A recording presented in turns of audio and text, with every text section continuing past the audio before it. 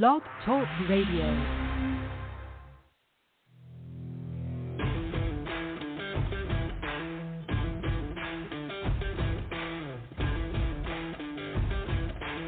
The following broadcast is brought to you by the iGolf Sports Network. Golf Talk Live is sponsored by the iGolf Sports Network and Golf Tips Magazine. Here's Andrew to tell you more about our sponsors. iGolf Sports is a live stream broadcast and media production company providing quality programming designed to attract the golfing enthusiast.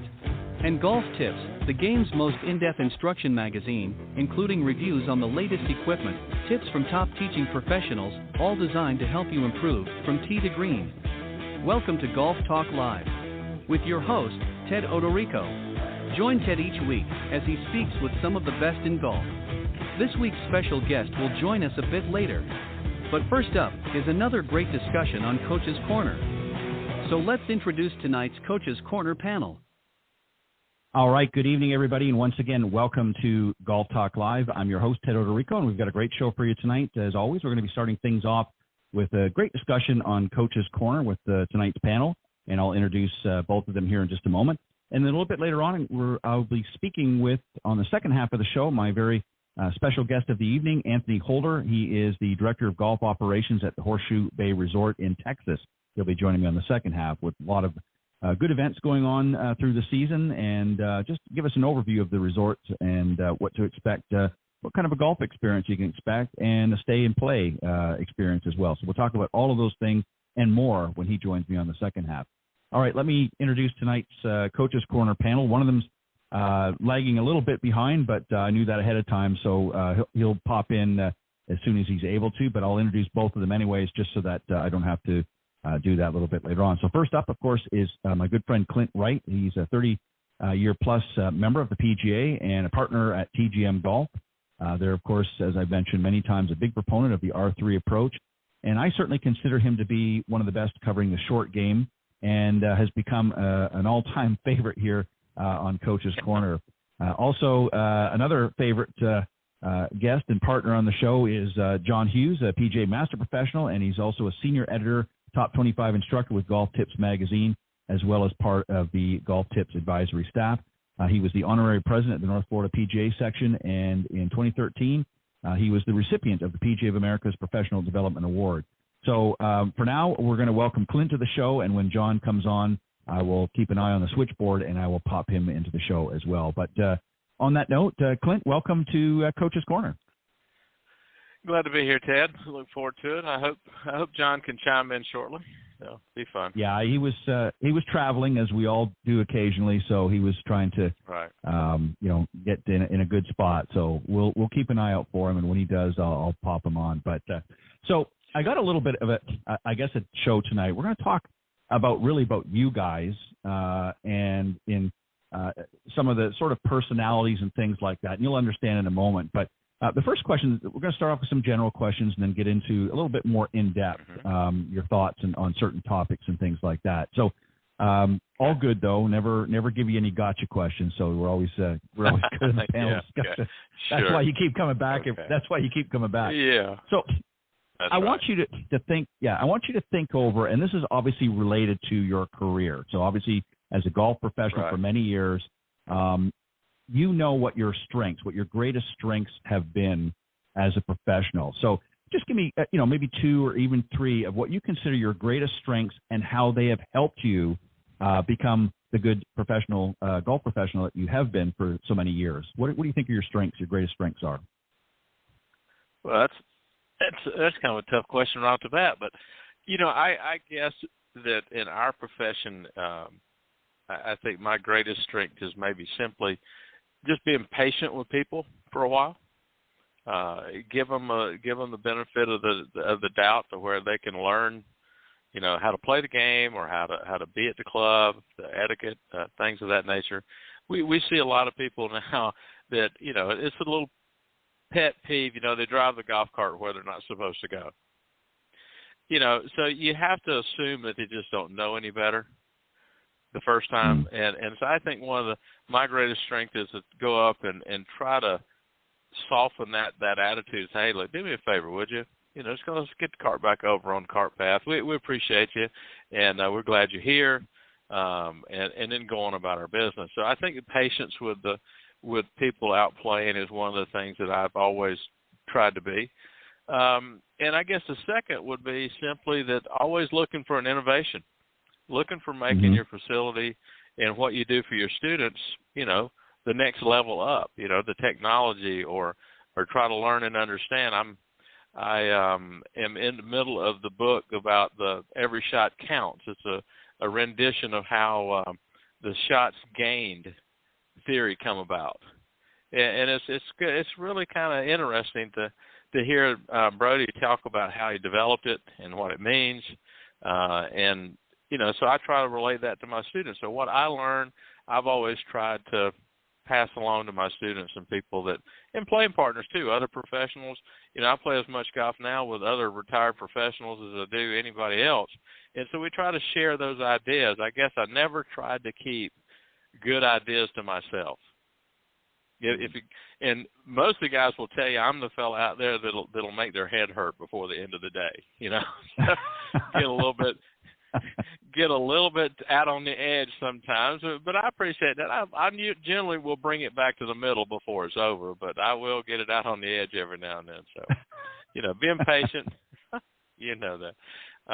Being patient with the people and trying to share the ideas that I come across or whatever to make sure everybody gets to be as good as they can be.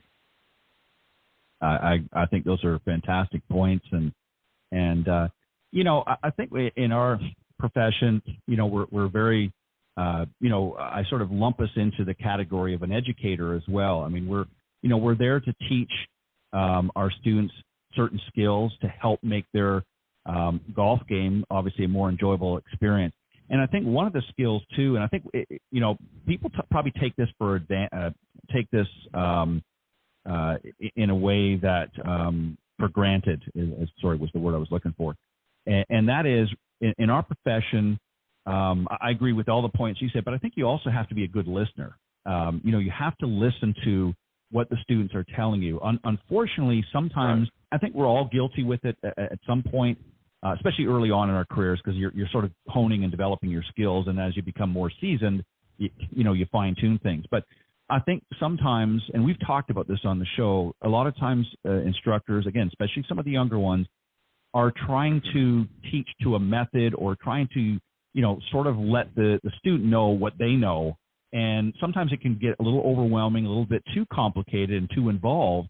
And they're not really listening to maybe some of the needs that the students live. So I think as to be a good golf professional, you have to listen to your students, to what their concerns are, what some of the issues are, and what problems they may be faced with, so that then you can sort of dissect and divulge in all of that, and then formulate a game plan for success based on that information. And I think, as you and I have talked about before, I think as we become more seasoned in years, you learn to recognize that skill set even more, and you've developed sort of a system, if you will. I hate to use that word, but a system of recognizing things more quickly than what you might have 20, 30 years ago. So I think being a good listener is one as well. What do you think? Yeah, I think it's a good point. I think you're right on the longer we go in our profession and do, we eventually reach a point to where we really feel comfortable with ourselves, to a point that we don't have to prove to people what we know.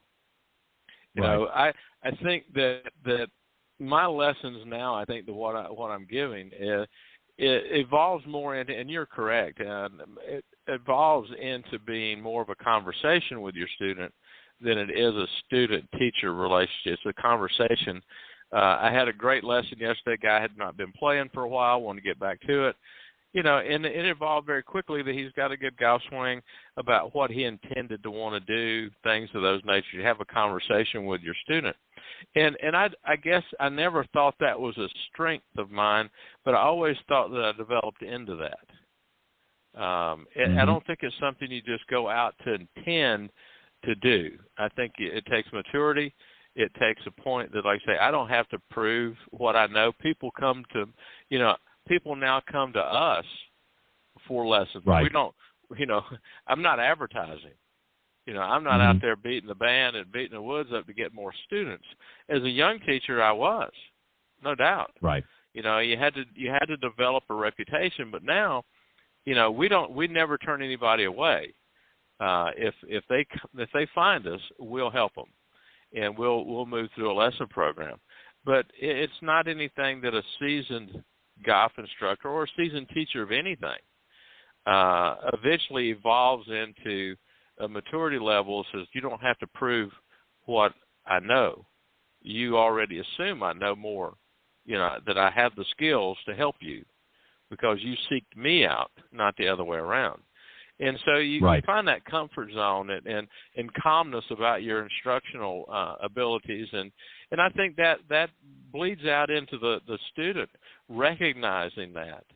And you become more, you become not necessarily a teacher, but you become a trusted source of information. You become a trusted source of, hey, try this. Let's see if that works. And then we move through the process of finding what the student feels. What can you feel? As I get into it now, it says, I can see your swing, but I can't feel it. You can feel it, but can't see it. So let's blend those two things together to see if we can find your golf swing. And I feel, pretty good about that these days. Yeah, I think you're exactly right as well. I think over time you develop to a point and fine-tune things enough that, again, it's not a matter of, expressing what you know as much as having that conversation. And I think, as I said before, I think unfortunately earlier on in our careers, and I think everybody on some level, some more than others perhaps, are guilty. It's a matter of sharing what we know and trying to sort of drive certain points home. And again, it's a trial and error, and it takes, again, that maturity to sort of smoothen things out. But very interesting. Some great, definitely great strengths, and I would agree wholeheartedly. Yeah. So let's flip the switch here and go the opposite direction. What would you say? Now, obviously, I don't think you're experiencing it at this point, but at some point you probably did. You did, especially early on. But what would you say would have been your biggest weakness, and what did you do to overcome it? Obviously, everybody has, yours, as I mentioned in your opening, you have a very strong knowledge of the short game, particularly. Obviously, the whole swing, but the short game. So that's something that you've honed over years. But as we mature and get to that level, there's always things that we even have to overcome. What would you think was would you consider, and maybe weakness is a little harsh to say, but what would you consider have been your biggest weakness?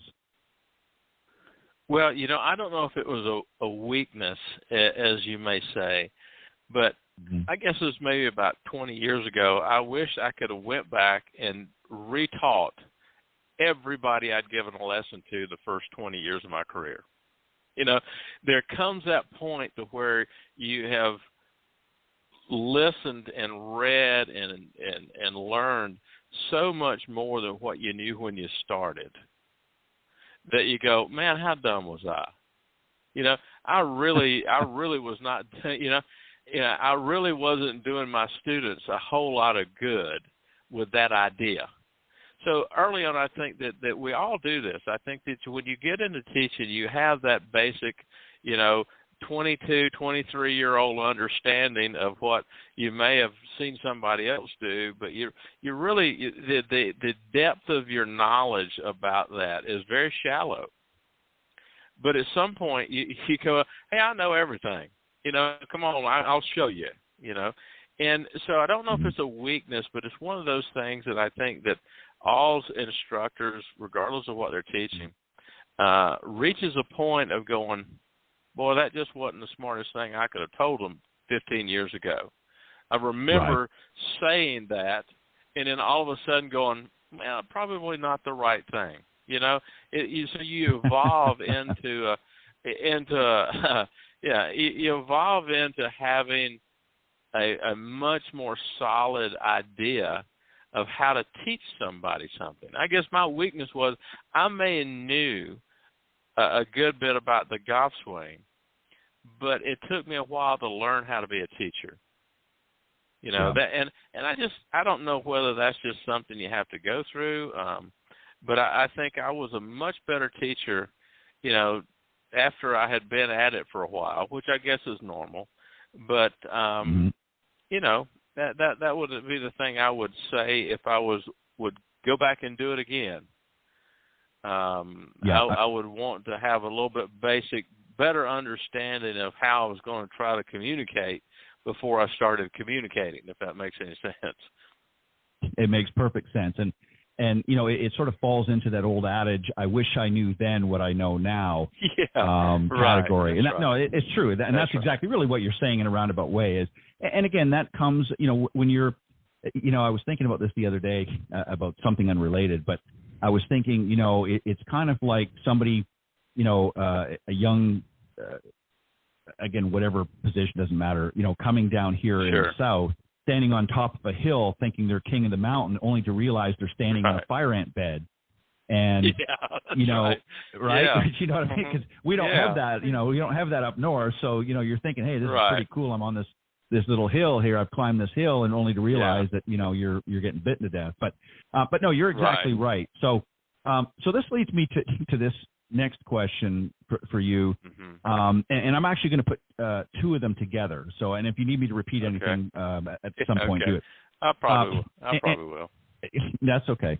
And I'm not, when I say this first question, I'm not referring to monetarily, but what do you define, or how would you define success in your position? What's a success, or what is a win, maybe is a better way to put it, for you, and what motivates you? Well, in today's world, what motivates is we have so many new students coming into the game because of this, whatever, the COVID, the pandemic, so the driving force for that now is you're not going to turn anybody away. You got to help them when they ask. But, I guess success to me is when I ask a student when I first meet them, what are you trying to achieve? Give me an idea. Why are you wanting to play golf, or why are you wanting to play better? Then we say, okay, well, we got X amount of time here that you're going to pay me for, but I'm telling you this is before we leave, we're going to have you where you want to be, and I don't care how long it really takes. We're going to spend a minimum amount of time, but if we got to spend a little more time with you to get you where you want to be, I'm more than willing to do that. So my reward out of that is the understanding that I've helped the person achieve their objective, at least for the short term. So my goal is to help the students get to where they think they want to be, not necessarily where I think I can get them. And, and a lot of times, I've got people who say, hey, look, I'm doing really well. I'm going to save some time. And I'll get a call from them 6 to 8 months later. Hey, I'm having a little trouble. Can you meet me? Well, sure. Absolutely. Yeah. Where you want to get together. And so part of that is when they reach back out, again, you have established yourself as a trusted source of information when they reach back out to you. So so my success is to develop that relationship, and this doesn't happen with all the lessons. We have people that get going and they play and they're satisfied with where they're at, and you never hear from them again. Okay, which I try to reach out. Like last week, I reached out to 2 or 3 people I hadn't seen for a month or two, and the next day I had a lesson with one of them. I said, "Yeah, I hadn't forgot about you. Let's get it together." So those things are important to me. That they reach their goals, and at some point they reach back out to you to help them get back to it, because the wheels are going to run off. We know that. Yeah. So when they reach back out, that makes me feel like that they trusted the first time, that they were successful in what they wanted to achieve, because they now have asked me to help them do it again. And that's a real good feeling to know, not that your student is struggling, but your student that you helped to achieve their objectives has now reached back out to you, maybe to get even better, but most of the time is to try to rekindle what they thought they had that they lost over a period of time, or maybe they hadn't played for a month or two. So that's a real rewarding thing to have them reach back out to you. That's real important to me. Yeah, no, and that's a great answer, Clint, by the way. I think also, too, what it boils down to, just to add a little bit to that, a lot of times, you'll work with somebody and, provide them with the necessary, advice, if you will, to make the changes, and you might even provide them with some, some sound drills or changes that are necessary to achieve what they want. But then over time, as they've, put that all into practice, they forget that. So when those wheels fall off the bus, because they've sort of ridden on their own steam, if you will, and they haven't gone back to, that you might give them, for instance, you might give them a drill or a tip to say, okay, this is what I would recommend when you're out in the practice tee that you do each time, or the warm-up session, I would recommend that you do this each time so that you're familiarizing yourself with the process or whatever it is. And a lot of times over time, months go by, they get out there and they're doing pretty good and things happen, and they forget to go back. So they'll reach out and say, hey, you know what? I'm not necessarily having huge troubles here, but I kind of forgot some of the things that we talked about earlier. 6 months has gone by or a year's gone by. So, sometimes it's just a tune-up is all that's necessary, just a refresher, if you will, to say, here, remember, these were some of the problems that you had that we discovered, and here's what we did to sort of overcome. Oh, yeah, okay, I get it now. And then, they're kind of back to. So, yeah, it's not a bad thing. It's just sometimes as human nature, we tend to, find situations that we get ourselves in, and we kind of sort of try to take the reins, if you will. And sometimes it works for a little while, and sometimes it doesn't work, and they just need to come back. Well, I'll add this too before you go. Hang on a second. Is that one of the things that I do, and I think you probably do, and most instructors do, is I try to get a video that I leave in my library of when they're swinging well. I want to know what that looks like, because that way when they send me their video and a text over the phone, I can pull those up and says, okay, here's what you're doing when you're hitting it good. Here's what you're doing now, so let's go back to what you were doing when you were hitting it good.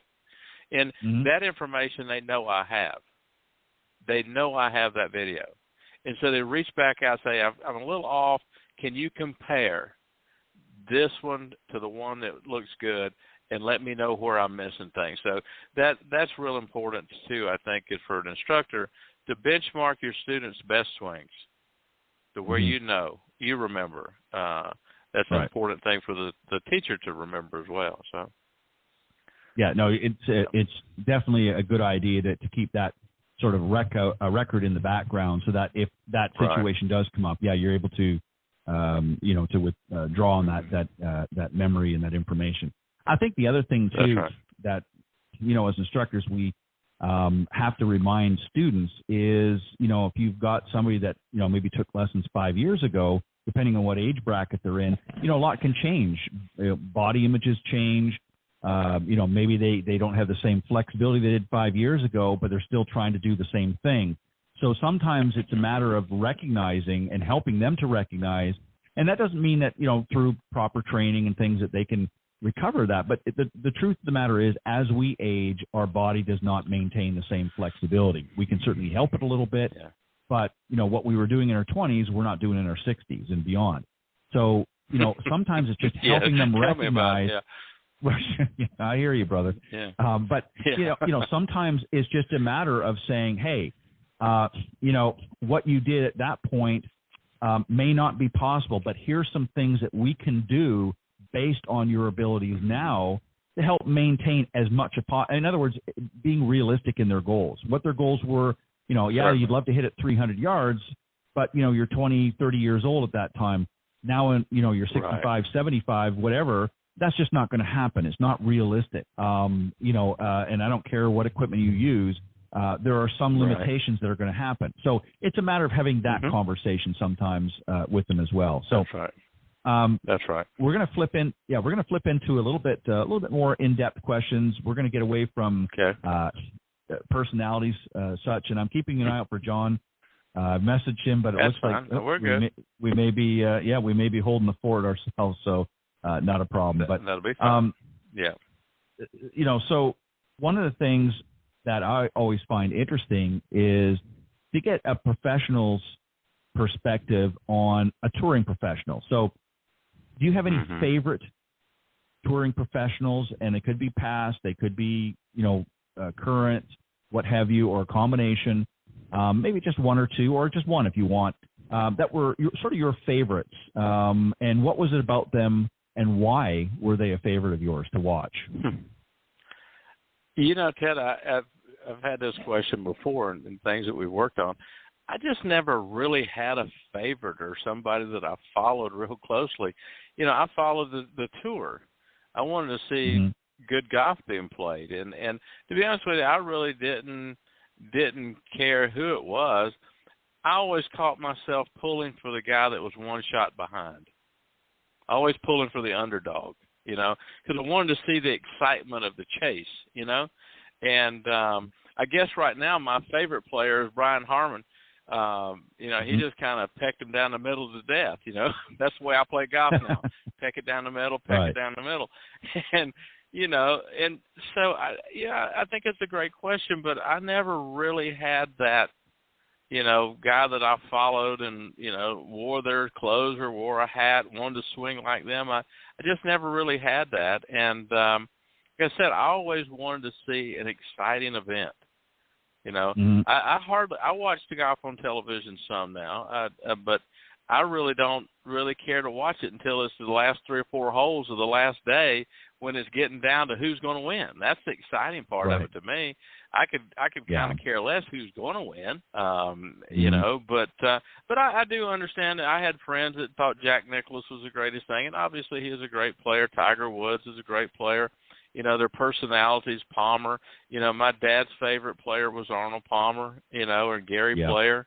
But I really never developed that kind of a favoritism towards any of them. I kind of like to see them all play well, and Ben Crenshaw was a great putter. So I don't think I really got to a point where I have a favorite, but I think I admired the way some of them played.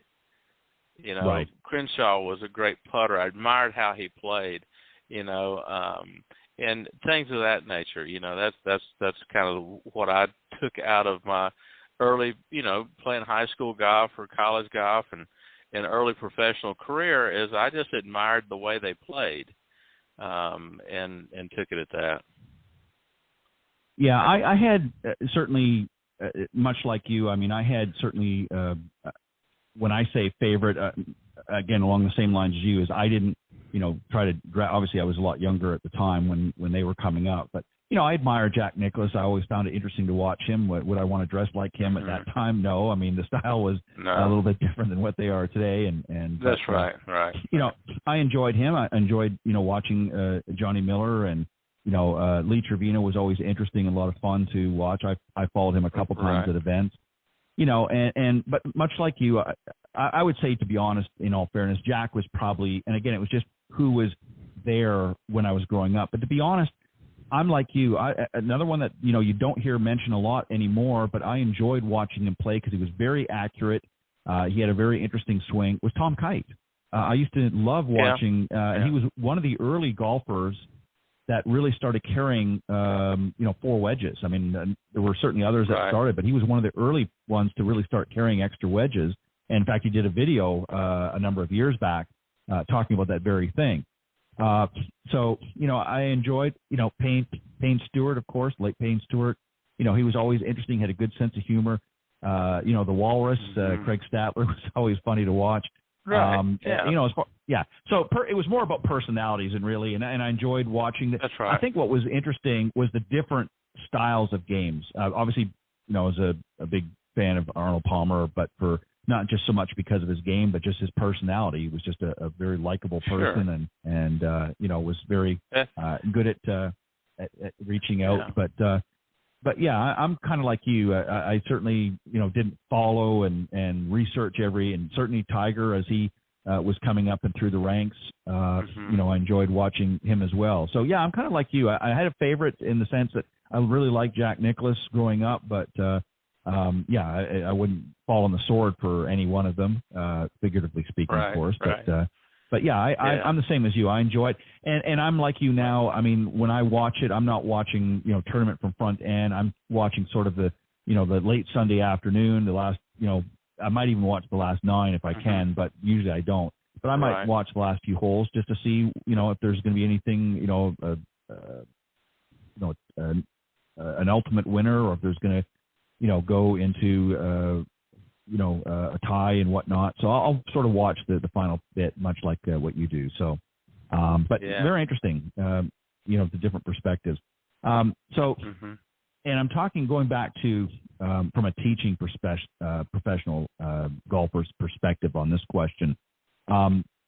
Is there a piece of equipment that, in your opinion, that you think every golf teaching professional should have in the bag? And what I mean by that, it could be a training aid, it could be something that you have found has really, and there might be 2, but is there any one particularly that you have found to be very, and you're welcome to give a plug if you want on anything that you are familiar with, but give me an example, like, I've asked this question before, and some people say, they really like the Orange Whip or something like that. So is there any piece of equipment that you've found over the years that you really enjoyed using, that's helped with the students, that's really you found this is a solid piece of equipment, and I think this is something a lot of teachers should probably consider throwing in the bag? Your thoughts? Well, I think in today's world, we all have, what I use primarily is an iPad. Where you can get a good video look, you can slow it down where you can see what's happening. We used for years, you had the old video cameras, or you just kind of used your eyes and tried to figure out what the ball was doing, things of that nature. But the iPad that's made it so much more convenient to do those things. And to be honest with you, for the student standpoint, their cell phone. I mean, great cameras, get video.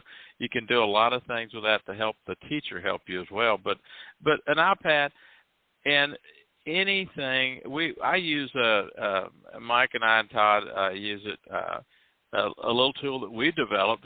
We call it the release board. It's just a very simple tool to help a person understand how their arms work through the movement.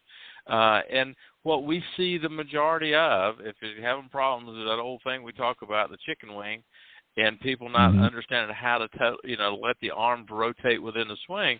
So I would highly encourage people to find a training aid, and there's numbers of them out there.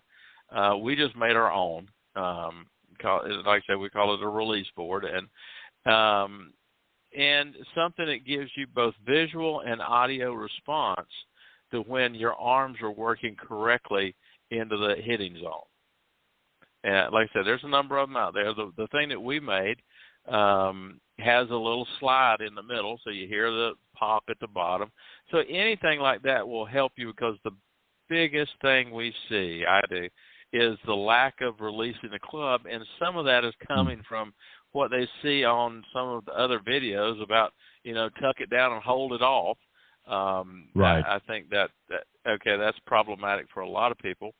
But for the teaching professional, the advancement in the video ability is huge. And so therefore, to me, I use that a lot. That's my best tool, is the iPad, get a good look at it, slow it down, show the student. But then from a student standpoint, I think a training aid, and these training aids are very specific. So the biggest problem I have recommending training aids of any kind is you really don't know what the student's problem is. And if you use kind of a generic training aid, you give them something that's really not going to help their problem. It may create another problem by using this training aid that's not designed to help them do what they need to do. So training aids are very specific. So I would kind of give them a warning out there. There's a lot of great training tools. There are a lot of them, and many of them are very good at what they try to help the student do. But they're very specific, and the student and the teacher should be very specific in recommending those. And most instructors and teachers understand they're specific, but the general public doesn't. So they see the things on YouTube or wherever they see it, the guy get this, man, that's going to make my golf swing better. And it may make it better if that training aid is designed to help them with their problem. But that's a big assumption. And so we'll be very careful of that. So anything to help them understand the way the arms work inside the swing to release the club. And like I said, as far as I'm concerned, the advancement in video capabilities is what I use the most, for sure. Yeah, and I just want to add on that on the training aids. You're exactly right. There's a lot of great aids out there. They all have a specific purpose or function. But you're exactly right. Your analogy is you have to be careful because, again, you see, even walking in some of the big box stores, they'll see something on the shelf and it talks about in the marketing, it's going to help speed up your swing or what have you. And that may not be the issue that you're having. It could be an issue of not releasing the club properly. So, it might increase your speed, but if it's still not addressing the underlying problem, which is getting a proper release through the swing, then all you're doing is you're doing the same mistake, but you're just doing it faster now because you built up your core got a real strength. fast chicken wing, yeah. Right, exactly, and or vice versa. Don't make me laugh. Yeah. So, but that's the truth.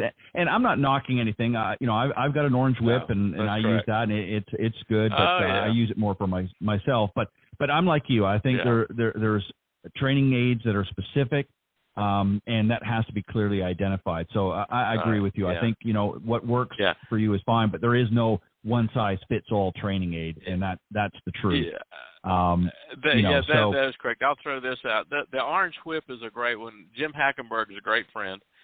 He actually is right here in our area. I don't know if you knew that or not.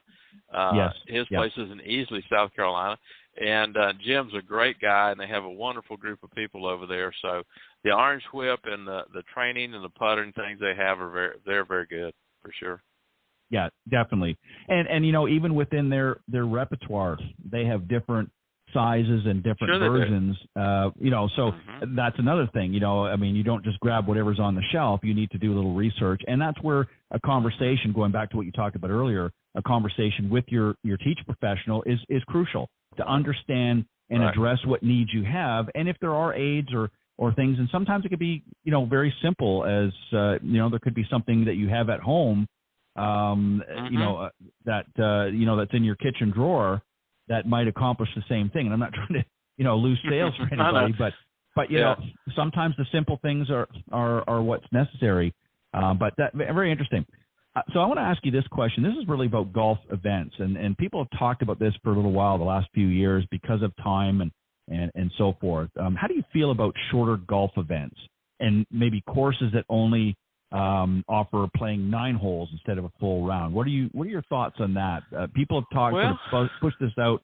Do you think we, need to add something like that? Not necessarily take away what currently is out there, but is this maybe another option that we should be offering? Ted, I really haven't thought much about it. I didn't quite realize that people were starting to do that because up here it's hard to get a golf event on a course because they're all so busy. So it's hard to get them to break out. So that very well may be a great solution to an afternoon 9-hole event. Most of them still are 18 from what I'm seeing here, but I think that'd be a great idea. I mean, you can get your event in. You can't have as many players in a 9-hole event because you got limited space. So that might be a deterrent to that. But it would be really good for the golf clubs, particularly here, and I don't know everywhere is the play is up everywhere. So it gets to be an economic issue for the golf courses to say, I got 75 players coming in. Can you give me a break on the green fees? And they're going, I'm gonna have 75 players anyway at full rack rate. So it's hard for the golf courses to give up that time because in reality they're trying to do the charity or the church group or whoever it is. They're trying to accommodate them, but it really is taking. Back in the day, it used to put money in your pocket, but in today's world. Where the golf is now, it's actually taking money out of your pocket. So it may be a great idea. I really haven't given that any thought or heard about it or heard anybody up here doing it, but it would be a really good way to balance out the needs of the event and the necessity for the golf club to still have their golf course. I think it'd be a great idea. Well, you know, I look at it this way. You know, it's great to have these big courses, or in some cases you might have, 2 sets of 18, and you could even set it up where, let's say you've got one course, you've got your members and guests and things like that, and rather than blocking up the other 18 with just a major corporate event, one event, you could actually do it out where you could split it into 2 nines. So you could actually have 2 corporate events going on at the same time, one in the front 9, one in the back 9. Or if you're a smaller, something like that. Or another way to look at it is sometimes smaller corporations that don't have a lot of employees, for them to book out a whole golf course when maybe they've only got 20 or 25, but they want to do something like that. They can go to some of the smaller courses that aren't as busy, maybe, or squeeze them in a little bit easier, and it's still beneficial to the golf course. And it's not. And then also they can wrap up a little faster as well. Instead of doing a whole day event, it could be a half day event. Food for thought. I don't see anything wrong with it. Yeah. No, I think it's and I think I've had a lot of people mention to me over the last several years, and especially with this sort of next generation coming in, a lot of them have other priorities. Not that they're not interested in golf, but they don't want to spend 4 or 5 hours or more longer out in the golf course. So if they can get a quick 9 in, doesn't even have to be in an event, just playing a quick 9 instead, which I know is available anyways, but this might be another way to get, some of the younger generation out there that don't want to be out there for 4.5 hours. So just something I was just curious what your thoughts were on that. Sure. I know we've talked about this one, but I'm going to sort of throw this one out there again. How do you think social media has changed or is changing the golf industry? Oh, I mean, the social media ability. Okay. Well, I think it definitely has put people more in touch with the players and stuff of that nature. Twitter, they got followers and all this kind of stuff. Yeah, that's one thing. But I will say that the apps and the social media has opened up a tremendous opportunity for promoting your facility, promoting your lesson program, promoting anything. Because I know the local golf course here that I play at most of the time, they just now have put an app in. You download their app, and it's a immediate communication. Hey, I got 4 tee times available today. We got a hot weather special. Come on out. We never could do that before. I mean, so that social media to where you can touch a person or a group of people that kind of, it's I don't know, Krispy Kreme, it's kind of like seeing the hot and ready sign, You're going to stop and get some, And so now I got on for, oh man, look here, they got a special. I don't have nothing going on. Let's go take advantage of that. So that portion of the social media has been an absolute marvel for golf marketing. The other stuff, the Twitter and the following players and stuff, to me that's just entertainment. It's fun, maybe. I don't have a Twitter account. I don't do that kind of stuff. But just from a business standpoint, the ability that the social media and apps and stuff give you to reach out to a member, a regular player, or a new person, I mean, it's phenomenal, and it's immediate. You don't have to wait till the newspaper comes out the next morning. The radio show's already over. That you have the ability to touch a potential customer in their pocket in that phone, and it's phenomenal. And you can have it in such a way that it becomes interactive as well, not just in communication, but the linkage can be put in there that if there's let's say a special, an afternoon special going on for tee times and rate changes, people within those apps can actually just go ahead and book it and just, drive to the facility. They don't even have to, so there's a lot of advantages.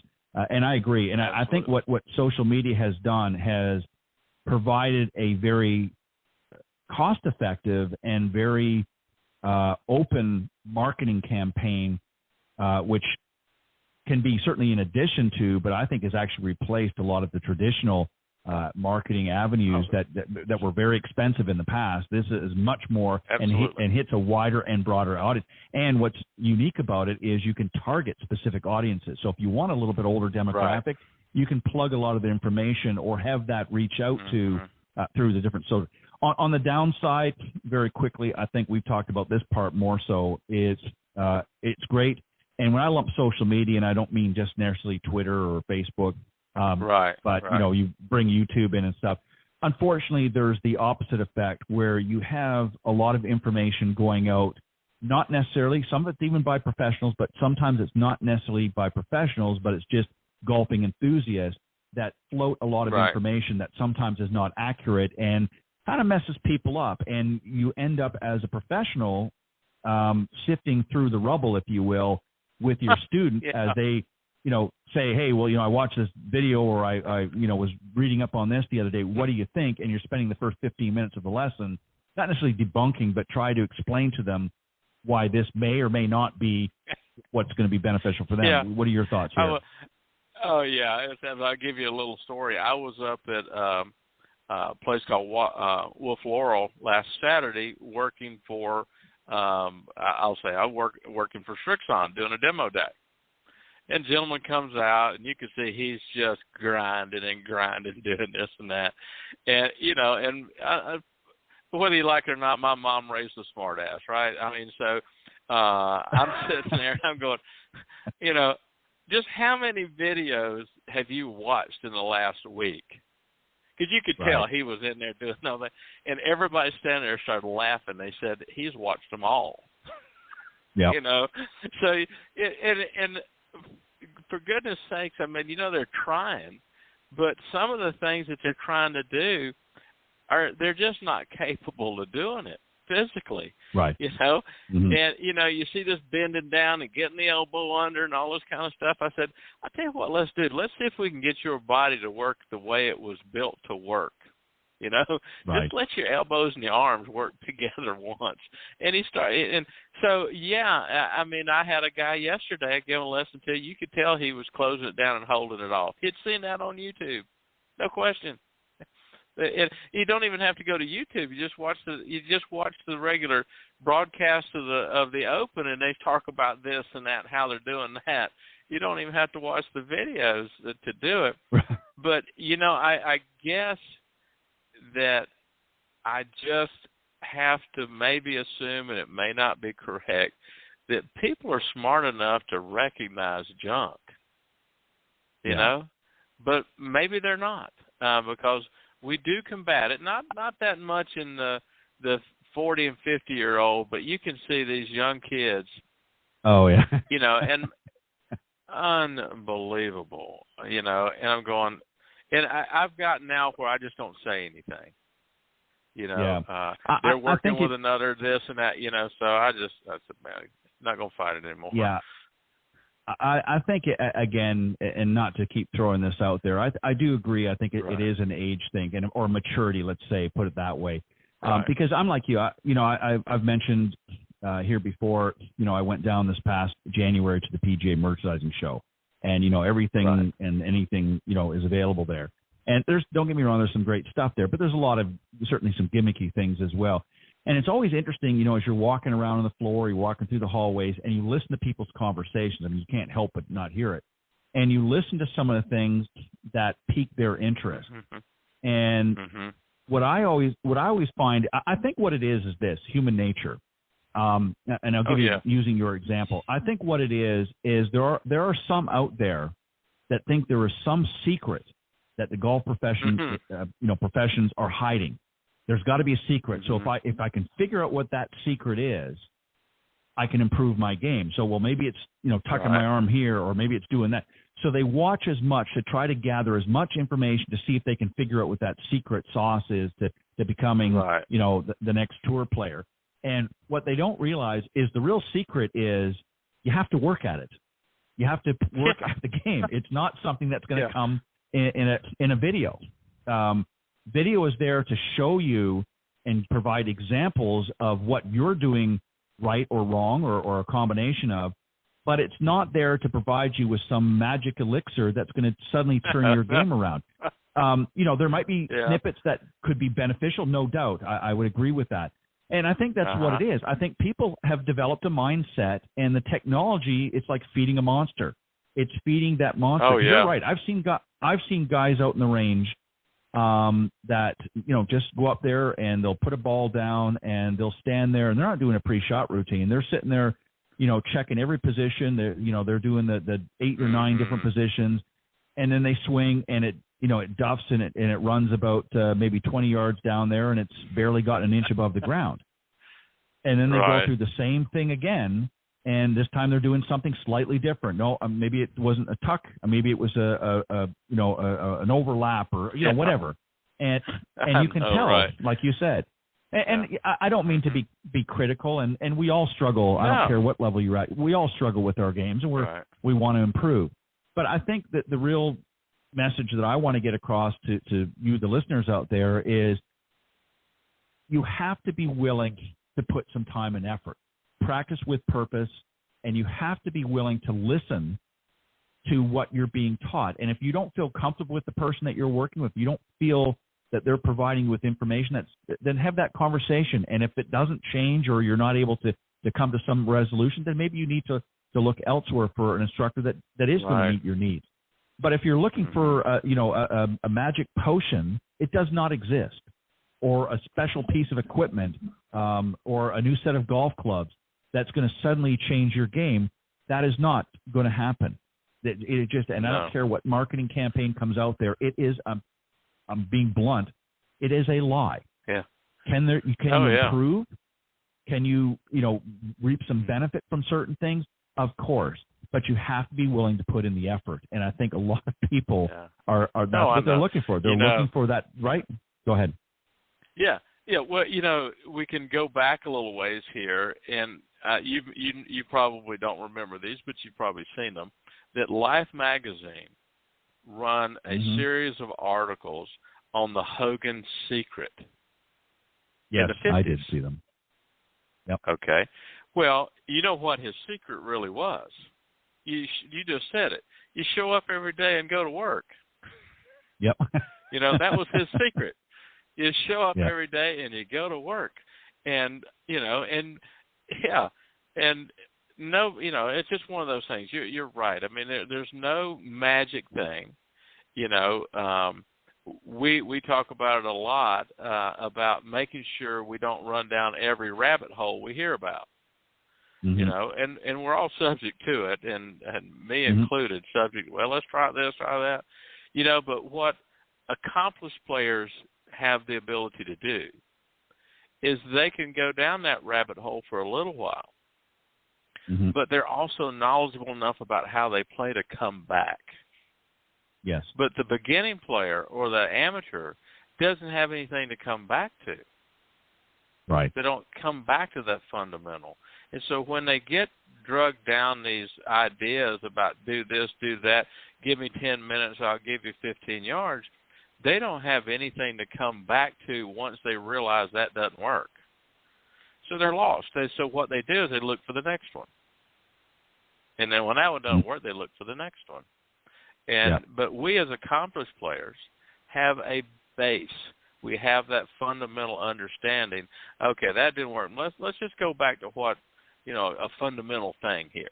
Get yourself grounded again, and then go from there. But the amateur player, the beginner, doesn't have that ground to come back to, and that's unfortunate. Well, let me just share something real quick as we get close to our time.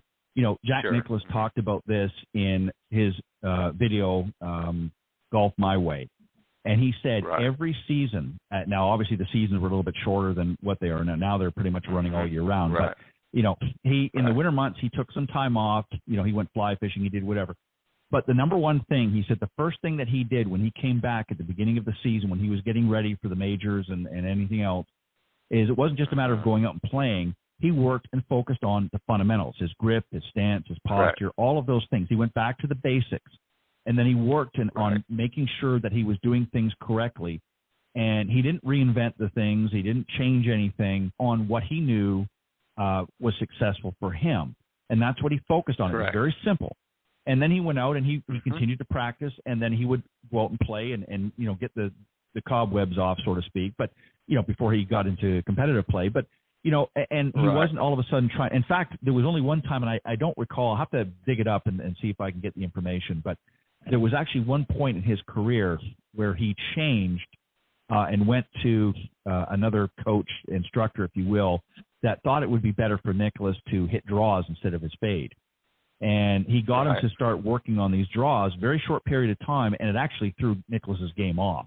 He actually did. So he reverted back to what he knew worked. Yeah. And that's what you're talking about is a better player knows what's working for them, knows what brings them success. That doesn't mean that they will occasionally try something, but they will always revert back to what they know that has brought them success. The difference is with the amateur players is they'll continue to keep trying stuff and reinventing the wheel, and it gets where it's not just one problem. Now they've got 3 or 4 problems that they've got to correct. That's right. And that's what turns them away from continuing on in the game. So I always say, practice with purpose, but practice correctly with purpose. Make sure, you can hit 10,000 balls a week, but if you're not hitting them correctly, if you're not swinging the club correctly and there's issues there, then all you're doing is you're now creating a memory that is incorrect, that has flaws in it. Correct. So you're not serving the purpose. So that's what I would say is, as you pointed out earlier with Ben Hogan, is you got to get there, you got to show up the course, and you got to be ready to do some work. And if you're not, that's right. That's okay. But if you want to become a better player, you've got to put the time and the effort in, and you can do it smart. That's the great thing about all this technology now, Clint, is they actually make it easier for us to be able to do that, put that work in, and provide instant feedback a lot better than it did, 30, 40 years ago. It's just a matter of learning how to use it, but you still have to put some work into it. That's correct. All right, my friend. On that note, I think we're going to wrap it up. Interesting discussion. Our apologies that John wasn't able to make it, but I think you and I are long-winded enough, Clint, that we can hold the fort. Yeah, well, I'm just getting warmed up, man. I'm just getting warmed up. I know. I'm getting stretched out, ready to go. I could easily do another hour, which I'm going to do with my very special guest. But Clint, as always, I want to thank you very much. It's always a pleasure having you on the show, and I'd love to have you come on even more. But I know you got lots of things going on, grandkids and all that good stuff too. We might work on that. We'll see. They're always next year. All right. Well, Clint, let the folks know if they want to reach out to you the best way they can do it, and then we'll let you go. I really have enjoyed it. I always enjoy being on with John, too. I hate that he couldn't make it tonight, but we'll get together again. ClintGolf001 @yahoo.com is the easiest way to get a hold of me, and I'll be more than happy to respond back to them. And Ted, I have enjoyed the show, and we'll be around the end of next month, and we'll do it again. All right. I appreciate it. Have a great weekend, and thank you always, my friend, for bringing your best to the Coach's Corner panel segment here on Golf Talk Live. God bless, my friend. Have a great weekend, folks. And I'll see you next time. Thank you. Bye-bye. All right. All right. That was my very special guest, Clint Wright, joining me on the Coach's Corner panel. As I mentioned, my other good friend, John Hughes, I knew that he was traveling, so there was a risk that he might not be able to chime in tonight's discussion, but we'll get him in on the next one. But on that note, let me just jump for a quick advertisement from Golf Tips Magazine, and then I will be back with my very special guest this evening, Anthony Holder. We'll be right back. The following ad is sponsored by Golf Tips Magazine. Are you tired of being short off the tee? And what about those 3 putts? Forget about it. It's time you got serious about your game. Golf Tips, the most in-depth magazine in the industry. For over 30 years, Golf Tips has delivered expert content such as the latest golf instruction from America's top pros, simple-to-follow practice and game improvement drills, fitness and mental game tips, equipment, training aids, accessory and apparel reviews, golf destinations and travel tips for every budget, and so much more. Don't miss a single issue. Go to golftipsmag.com and subscribe today. All right, welcome back. And as I said, a quick advertisement from Golf Tips Magazine. For those of you that are interested in subscribing, if you go to golftipsmag.com, there are a number of options there. You can get, if you're interested in just the print version, you can do that. or you can do just the digital version if that's more to your liking, or you can do both. Some people like to have both. They can have the print version at home, and if they're traveling with an iPad or what have you, or even their phone, they can get access through the digital library as well. So a lot of great options. Go to golftipsmag.com and subscribe today. All right, as I mentioned, I'm going to be joined now by my very special guest of the evening, Anthony Holder. He is the Director of Golf Operations at Horseshoe Bay Resort in Texas. And Anthony thrives on being a coach and a mentor to his team. He leads with the belief that with a well-built team and a coach who genuinely cares about the success of each individual, whether it's in or out of the workplace, that any goal is achievable, and I agree wholeheartedly. Environment creates a culture of hospitality that is unparalleled, and it's something that he takes great pride in. He's considers himself to be a self-starter, who loves finding creative solutions to overcome barriers in the workplace, and a key objective is to exceed the expectation of the owners, guests, members, associates, and other family on a regular basis. And he joined the Horseshoe Bay Resort in 2017 after a 3-year run as General Manager and Director of Golf at the Westin Mission Hills Golf Resort and Spa. So please welcome this evening's special guest, Anthony Holder. Good evening, Anthony. Welcome to Golf Talk Live. Hello, everyone. Hey, and Ted, it's an honor to be on the show, man. I'm excited to spend some time with you, and looking forward to it. All right. Well, we're going to jump right in. I appreciate you taking time, and thank you as always. I know it's tough sometimes after a busy day to come on a program like this and then have to talk for a little bit. But I appreciate you giving of your time. And so what I thought we would do is just to let the folks a couple of things before we get into some specific areas here in tonight's discussion. Just give the folks, I've given them a little bit of insight to you as an individual, and obviously, some of your credentials. I mean, obviously there's many, many more I could read on, but we want to spend our time obviously talking about Horseshoe and some of the great things going on there. But just talk about a little bit about your background in golf. How did you sort of get involved in the golf industry? And did you start playing golf personally, if at all, as a youngster? Yeah, so I had the fortunate experience of growing up under the tutelage of my father, who was also a golf professional. And he grew up under his father, who was also a golf professional. So I started really early on in my life of being around the club environment and working at a club at a very young age. Probably wasn't legal at the time, but so I started basically from the ground up and had the fortunate experience of working in every facet of the golf operation, from grounds to range picker to in the golf shop to marshalling and starting and you name it. So that's really what started my career in the industry. I knew it was something that I always had a passion for, more specifically a passion for human behavior. That's really what sparked my interest. We're in the business of people, right? Whether it's the owners, the members, the guests, your coworkers, whoever it is. So I think that really kept me interested and engaged in the industry. And there's a lot of skill variety required in being an operator at a golf club. It's very unique in the sense that you've got tournament operations, you have retail operations, you have the outside service staff, you have agronomy, you have a cart maintenance. The list goes on and on and on. So I've always enjoyed dabbling in all the respective departments that are required to make a seamless experience for our members and guests. So that's kind of really what got me into the industry. And at some point in my life, I needed to get out from under my father's wings and spread my wings. And so I moved to a club in southern Utah and really started my career. And then eventually moved from there to Southern California and all the way back to Texas, to make a long story short.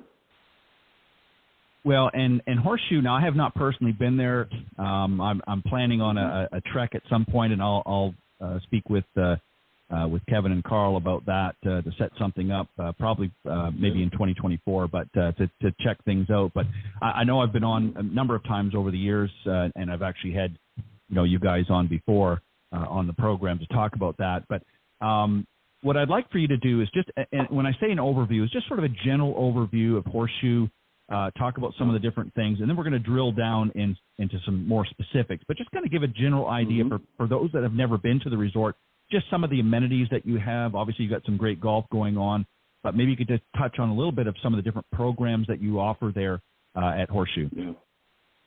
Yeah, so Horseshoe Bay is located about 45 miles west of Austin, Texas. It's in a very unique location situated right near Lake LBJ, which is a constant level lake. It's 72 holes of championship golf. We have an 18-hole real grass putting course, 412 rooms there at the hotel, marina, tennis courts, yacht club, you name it. So a variety of amenities there at the property. And it's very unique in the sense that you have all the amenities of a big metropolitan area, but you don't have to deal with all the traffic. It's more of a slow-paced, kind of small-town feel. And we offer a variety of packages and offerings, golf packages, a la carte packages for the spa, the marina, jet ski rentals, wakeboarding lessons, golf instruction, club repair. So it's a full-service operation. And the cool thing about the area is it caters to just about every demographic, from your bachelor and bachelorette parties to your families, a lot of things for the kids to do, a retirement community. A lot of people have retired out there and choose to be there because they want to be there. So we've kind of got a little bit of it all. It's a very special place, and it's situated in the hill country with great vistas and great views.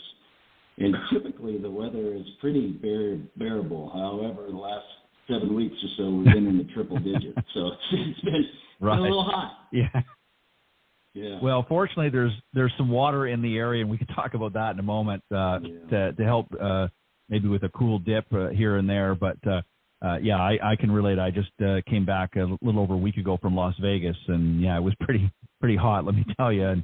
And I know you guys have been getting hit with some hot weather, and now it's moved back over east, which I'm back in Florida now, so it's been traveling through. So I know all about the heat. Trust me. Dry and humid, so I've been there.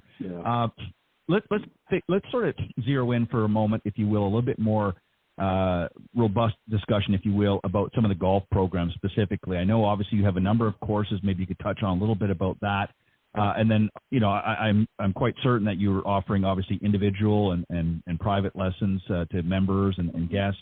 But are there any other special programs like group? Maybe golf schools, that sort of thing you could touch on a little bit as well. But let's focus on the golf programs as a general. Give us a general overview, and then are there sort of special opportunities there for people to tune up their game? Yeah, absolutely. You name it, we have it. So we offer routine clinics throughout the week. We do golf academies for group instruction. We do corporate outings, team building opportunities. If you've got executive team of 16 people that are looking to do some team building activities. We've kind of tailored some specific programs for that we offer that's really popular. We do private instruction, obviously, full service club repair and club fitting there at the club. There's a plethora of options for anything that you may desire in the world of golf. So we have a full-time dedicated director of instruction there, and he's got 2 assistants that handles most of the instruction inquiries, and they do a fantastic job. And our director of instruction is a very unique individual in the sense that he also offers golf fitness, golf stretching, and yoga, and is also a motivational speaker and has published, I think, 3 books now. So he's just a great asset to the team. And, when we have when it gets hot outside and people aren't looking for the instruction, he can offer fitness indoors. There's a lot of different things that he can offer. So it's, as it relates to the golf courses, that's the great thing about Horseshoe Bay is there's great contrast and variety of style of golf courses. You've got Apple Rock, which is just a beautiful golf course, very scenic of the hill country vistas, Lake LBJ. Ramrock, which is considered the most difficult of the 4 golf courses, and very tree-lined fairways that the better player enjoys that golf course. You have to have the ability to shake the ball in both directions. Summit Rock is a Jack Nicklaus design. That is our newest addition, and that's exclusively private, but it's a very cool experience, and I think it's cut out on probably the best property in Texas Hill Country. And then you got the Slick Rock Golf Course, which is our members' favorite. It's a little tamer and a little easier to manage your way through the experience, but also very beautiful in a sense. So it's a very special place. So you've obviously got, as you just pointed out, really a variety for everybody. So there's some, you've got the 4 courses there. Some are a little more challenging. I noticed for Ramrock, it's also famously known as the Challenger, which is probably apropos for what you just described. But, you've got something that is, again, equally beautiful in its own way, with Slick Rock, but maybe not quite as challenging as the other. But again, still just as certainly enough of a challenge. And I think that's important. I think one of the things that's very intimidating for a lot, especially people, as I'm sure you guys have experienced quite an uptick in recent years, obviously because of the pandemic, more people have sort of come out to golf that maybe never played before.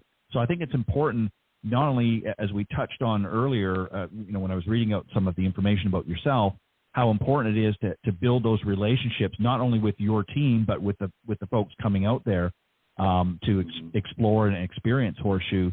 But it's important to provide a variety of experiences. I mean, there's nothing worse than, coming out and feeling overwhelmed because you've got world-class golf holes that only a PGA Tour or an LPGA Tour player can play. So, it's nice that you guys offer a variety of options for people to consider. So, for those that maybe aren't as accomplished, there's something there for them. And those that are a little bit more skilled even more skilled, there's something to challenge them as well. So I think it's a good balance, it seems, that you guys have there. Would that be a fair assumption? Absolutely. And we've done a lot of things over the past 5 years to really enhance the playing experience for all different types of skill sets. Back in 2018, we renovated Ramrock and expanded a lot of the green complexes by almost 50%.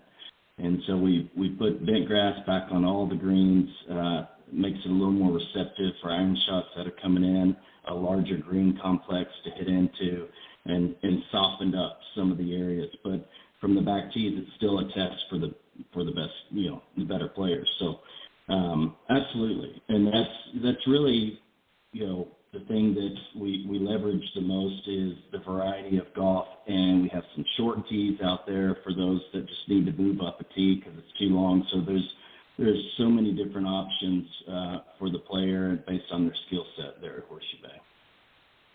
And, as it points out here on the website, and we'll certainly give that information a little bit later on, but, on the Slick Rock, you also have a 35-foot waterfall, which is among one of the most photographed signature holes in Texas. So that's another thing that you guys are able to boast about at your resort. And I think, people like stuff like that. People like things that, sort of draw them in to enhance that experience. And if they can snap a selfie or what have you, they're going to gravitate to that as well. I want you to talk a little bit about, Golf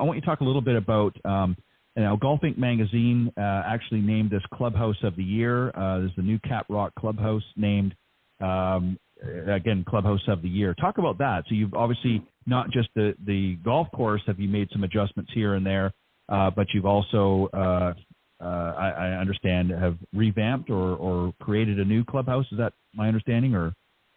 Yeah, completely new construction.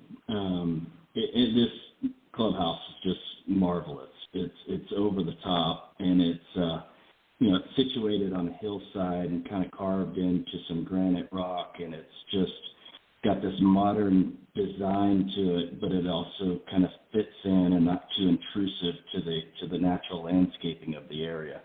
So it's one of those that every prospective member, for everybody visiting that have never been there before, they have to walk through it and see it. The interior, the exterior, it'll just blow your mind. And it's got the most beautiful views of the entire Lake LBJ and the hill country vistas. I mean, you can see just miles and miles and miles. And so the setting is, it's just, it's something that you have to see for yourself, honestly. Now, you also mentioned a little bit earlier in talking about some of the programs that there's a lot to do there for kids. Now, obviously, not all the kids, depending on their age, are going to hop out in the golf course. What are some of the amenities offered for kids, for families that want to come, that want some activities for the kids? What are some of the options here? Yeah, so we have an obstacle course, which is a floating obstacle course out in the middle of the water that it's got, all these crazy jumps and obstacles that you have to go through that seems like it goes miles and miles. I tried it, and tell you what, I'm not as agile as I used to be. So it was quite the task to get through the obstacle. But the obstacle course, there's paddle boards, there's jet skis. The yacht club has the largest hot tub in the state of Texas, or it was at one point. We created a beach there at the yacht club, so it's a little cool area with a shallow pool that the kids can kind of hang out, and the parents can sit aside in beach chairs and watch them while they have some drinks and just watch the views.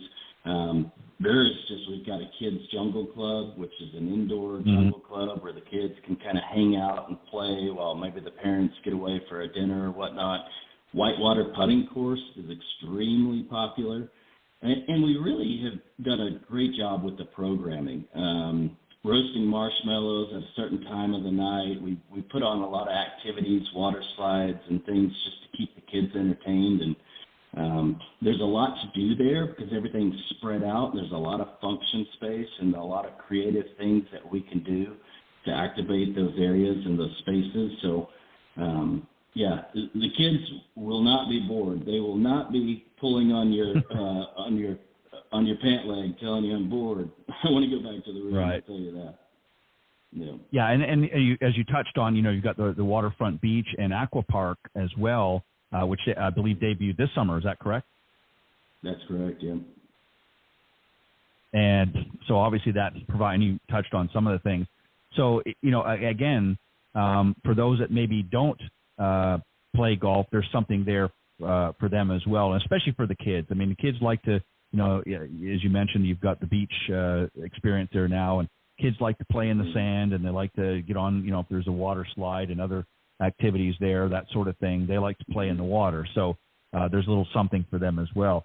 And I noticed too when I was sort of preparing for this week that, and this has become very big particularly across the U.S. right now. In addition to golf, tennis has always been a popular sport, but now pickleball has jumped in there. I see you guys got some accommodations for that. Tell us a little bit about that. Yeah, so I don't know how many courts we have now. I think it's 5, and we're looking to expand 2 more. So we just hired a director of pickleball. I never thought there would be a day where we hire a director of pickleball. So it is just booming. Our members love it. It meets our demographics perfectly. And it's funny because a lot of the employees and a lot of the younger demographics have been out there to try it out, and they're hooked on it. So now you've got everybody wanting the pickleball courts, which is, why we need to continue to expand that space. But it's just been wildly popular there in our area, and it's really fun to see everybody out there being active, actually getting out there to do stuff. And it's one of those games it's unique in the sense that if you've never played before, you can hold a fun game with someone that's very competitive at the game. So it's been fun to watch that progress and to watch the engagement there, for sure. Yeah, I remember a few years back when it was first sort of coming out, and I thought, I don't know if this is going to last. And now fast forward a few years, and it's one of the hottest tickets. And what I've noticed, obviously in addition to yourselves, but a lot of golf properties are adopting it in their repertoire as well, because it's just become very popular, and it's a lot of fun. And there's even a professional aspect to pickleball, believe it or not now. So it's not a flash in the pan. So I'm not surprised that you guys have recognized that and added as well. Also, you have a lot of different events going on. You've got one coming up August 11th to 12th, the Horseshoe Bay Resort's annual Beer by the Bay Music Festival coming up. Tell us a little bit about that. It's just a few weeks away. What can folks expect there?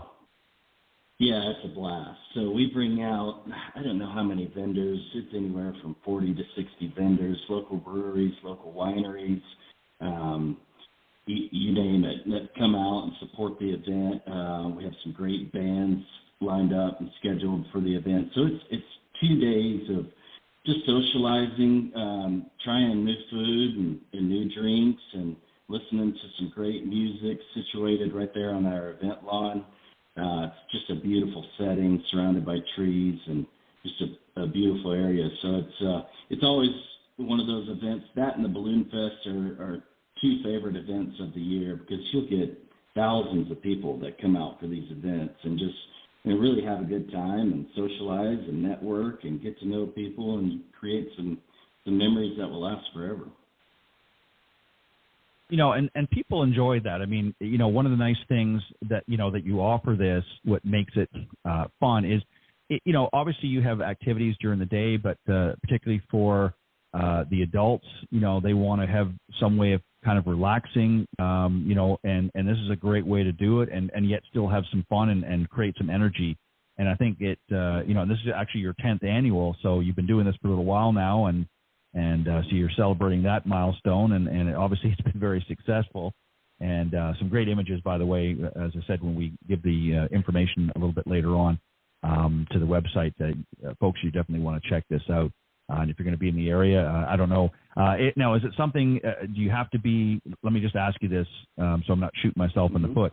Do you have to be staying on the resort to attend that, or is it something that somebody, if they were in the area, could come? Obviously, I imagine they have to, purchase tickets of some sort, but does it have to be members or guests of the resort to be able to attend this?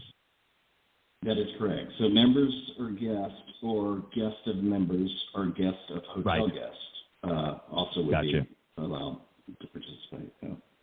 Right. So they've got to be staying at some capacity on the resort. Okay. Just wanted to make sure. I didn't want you guys to get flooded by all of a sudden a big crowd when they music and beer and good food and good fun. I didn't want you to have your gate stormed and then say, I wish Ted hadn't have said that on the show. So let's talk about a little bit, and again, just sort of an overview so that people have a general understanding. Obviously, there's some member opportunities there. There's some residents if people are looking for something, retirement options. But also you have some great stay and play packages. So just talk a little bit, again, an overview of some of the property there. If people want to come and stay, what are some of the options that they have? Yeah, so if you go to hsbresort.com, there's a variety of package offerings. And what's very cool and unique that I'm proud of that we've figured this out is the ability to add a la carte. So you have your standard golf packages. We have a tee it up package, which is 1 round of golf, 1 night. You can obviously extend that for 2 nights and 2 rounds. We have an unlimited golf package, which obviously is unlimited golf for the entire day, and you can add on to that package, make it 2 to 3 to 4 nights.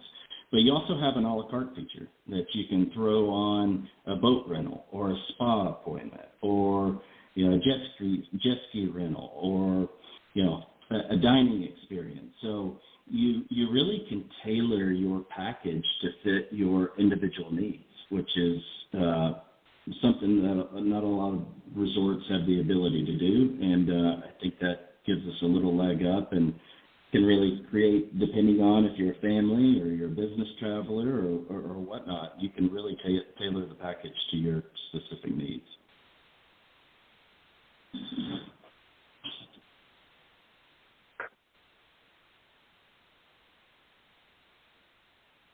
You there, Ted?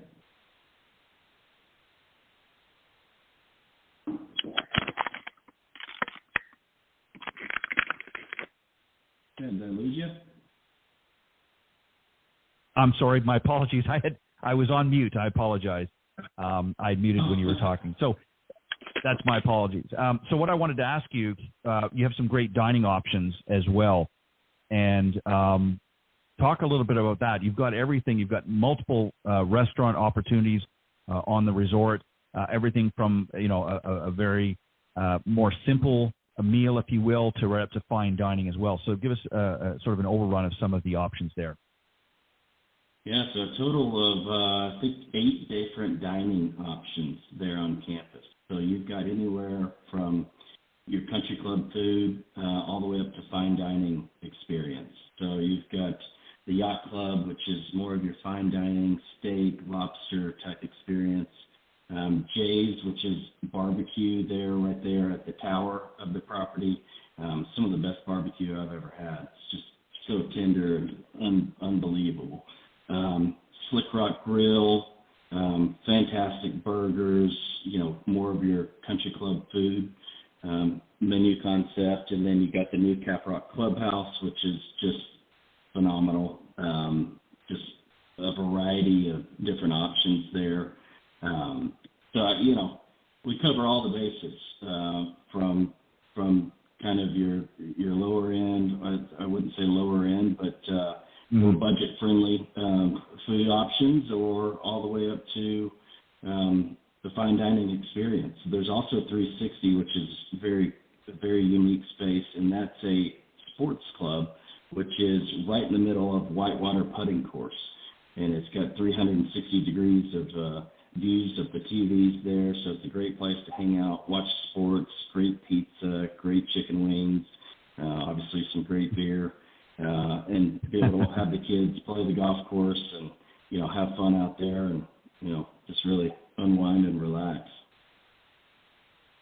And obviously no great resort is without a spa experience for those that want to unwind, relax, get pampered a little bit. Talk about that as well.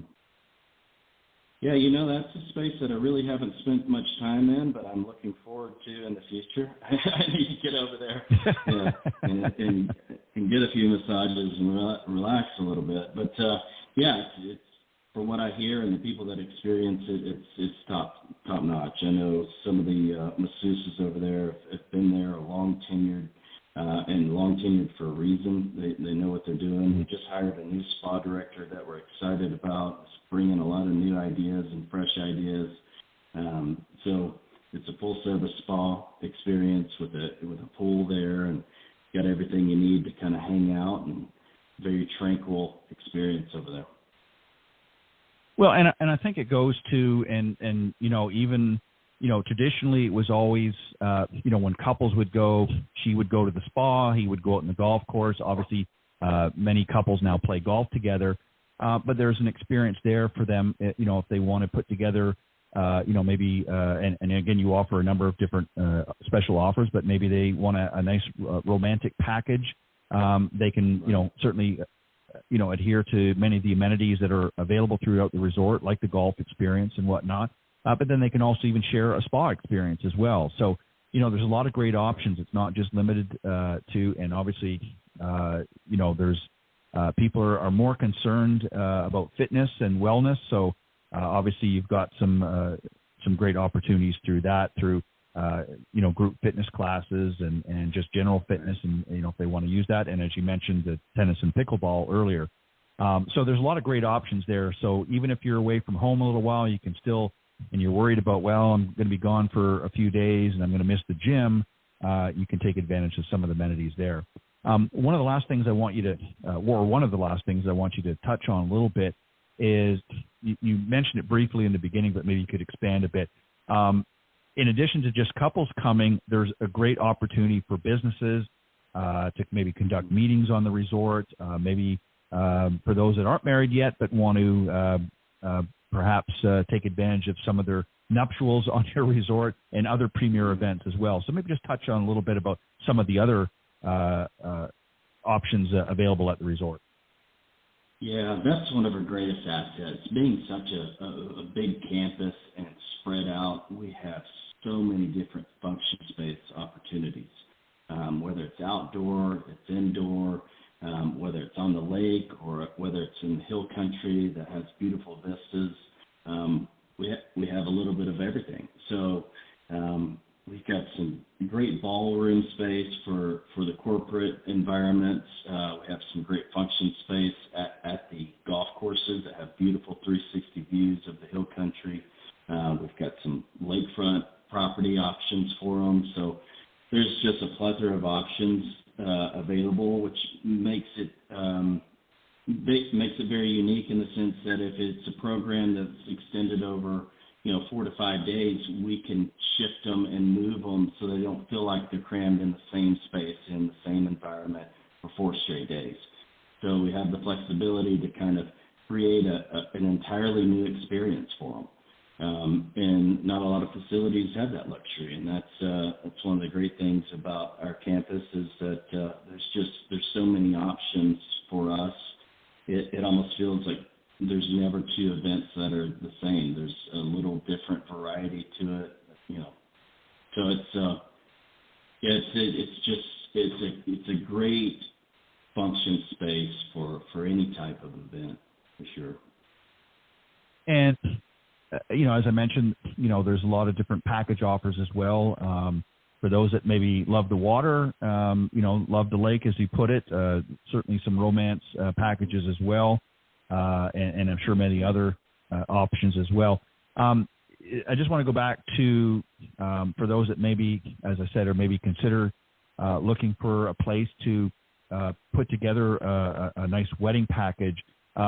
Does Horseshoe offer a full service? So if somebody wanted to hold their event there, do you offer the services to help put that together to obviously relieve some of the stress from the couple?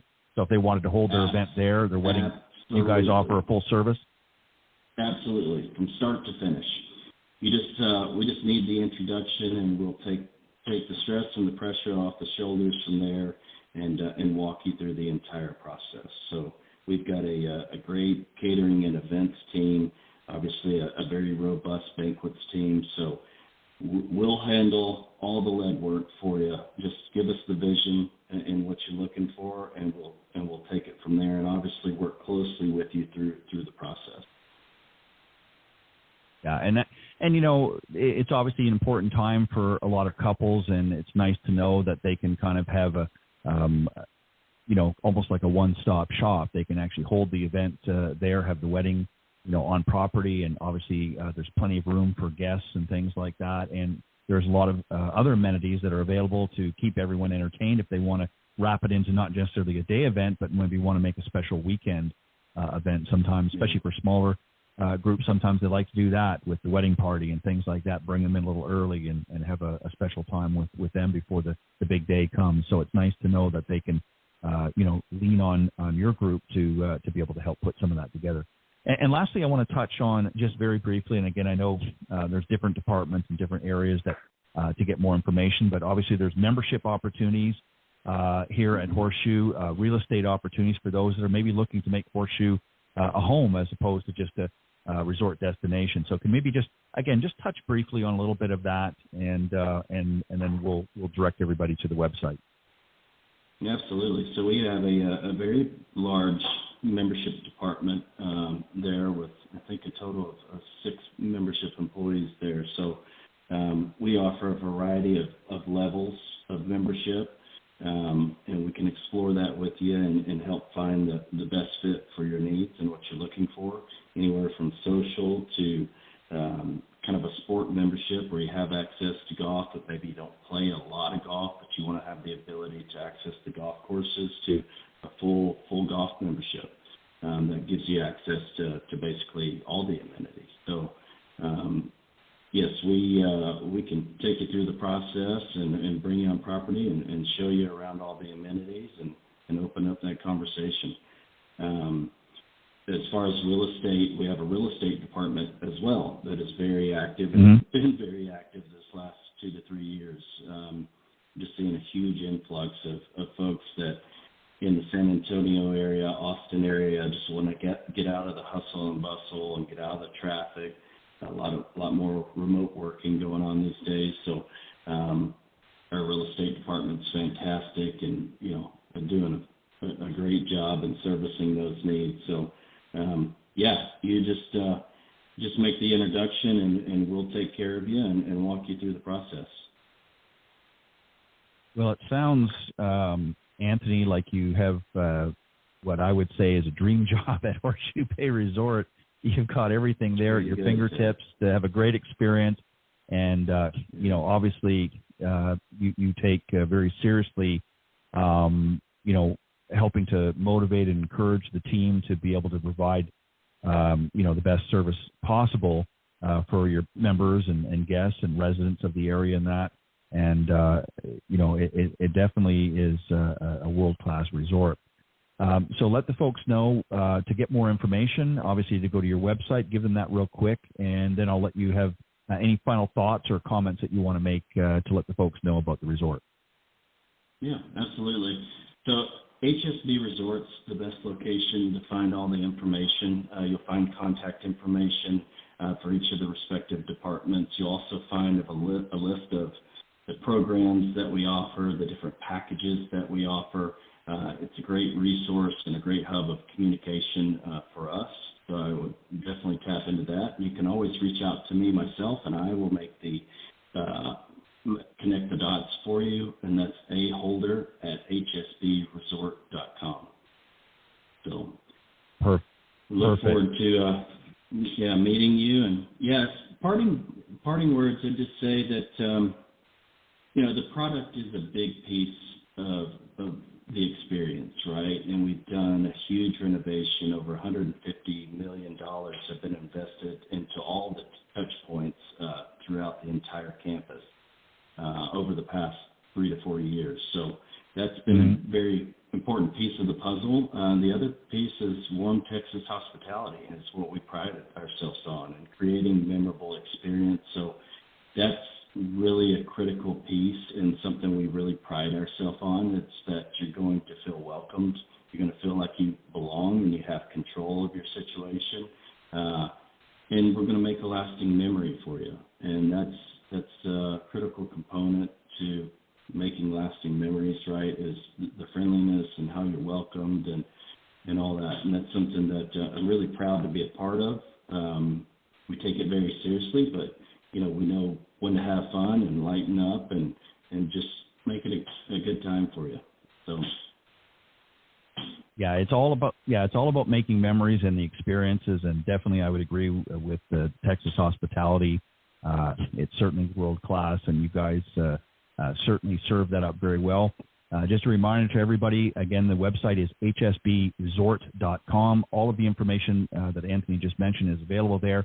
And for those of you that may be looking for a quick little trip coming up in a few weeks, and that annual Beer by the Bay Music Festival sounds good. It's going to be taking place August 11th to 12th. You still got, I think, time, Anthony, right, to go and plan a trip to visit and maybe even attend Beer by the Bay. I think it sounds like a great opportunity, but go to hsbresort.com and reach out, contact them, whatever your needs may be or whatever trip you have that you'd like to plan. They can certainly tee it up very well for you at Horseshoe Bay Resort. But Anthony, thank you very, very much for joining me tonight on Golf Talk Live. It's been a pleasure, and I appreciate all of your input into the program, and obviously for sharing a very well in-depth look at Horseshoe Bay Resort, and look forward to having you back on the show again. Ted, it's been my pleasure and honor to be on the show. I really, really appreciate it. Thank you. Not a problem. And I'm gonna work very hard at making some arrangements to come out and visit the resort myself, and we'll do that, and I'll make sure you have the heads up, and we'll get a chance to meet face to face. But thank you very much for spending time this Thursday evening here on Golf Talk Live, and best of luck. And I imagine you're going to go, so enjoy the beer fest coming up in a couple of weeks. I'm going to be jealous. So have a great time, and thanks again for spending time with me tonight on Golf Talk Live. Have a great weekend. Thank you, Ted. Look forward to seeing you soon. All right, bye-bye. All right, sounds good. Bye-bye. All right, that was Anthony Holder, the Director of Golf Operations at Horseshoe Bay Resort in Texas, having a little laugh there as he's going to be enjoying some of the upcoming festivities taking place August 11th and 12th at the Horseshoe Bay Resort, their annual Beer Fest sorry, I shouldn't say Beer Fest, Beer by the Bay Music Festival coming up in the early parts of August. And as you mentioned, you have to be either a guest or staying or maybe a guest of a member there on the resort to be able to attend. But might be worth it if you're looking for maybe a nice weekend or what have you. Check the dates and see if you're available, and maybe you might want to head out there with 4 beautiful golf courses, a spa, and many other amenities there. It might be a great place to visit in the weeks to come or at any time. But definitely reach out to HSB. Resort.com is their website. Once again, all the information there and their contact information there as well.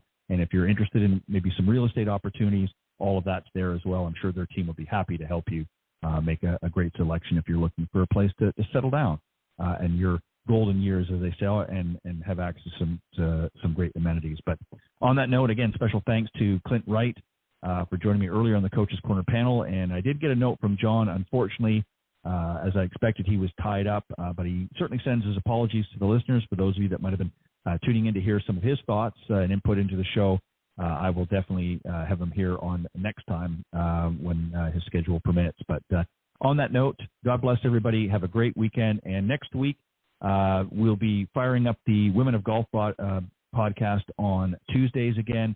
Took a little bit of a break with holidays and some other things going on.